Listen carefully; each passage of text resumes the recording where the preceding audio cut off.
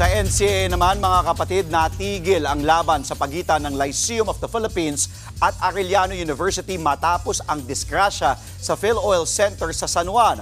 Sa gitna po ng agawan ng bola sa fourth quarter ay nagkaumpugan ang player ng Lyceum na si J.M. Bravo at Renzo Abiera ng Arellano. Dahil dito'y nawalan ng malay si Bravo. Agad naman siyang sinaklolohan ng mga teammates niya.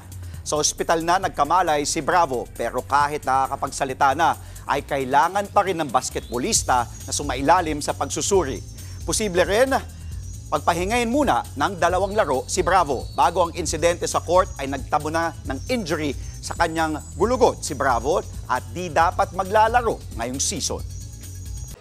Mga kapatid, Andre Felix po, iba na ang may alam at may pakialam sa panahon ngayon. Para sa tuloy-tuloy na balitaan sa Frontline kahit weekend, mag-follow at subscribe sa social media pages ng News 5.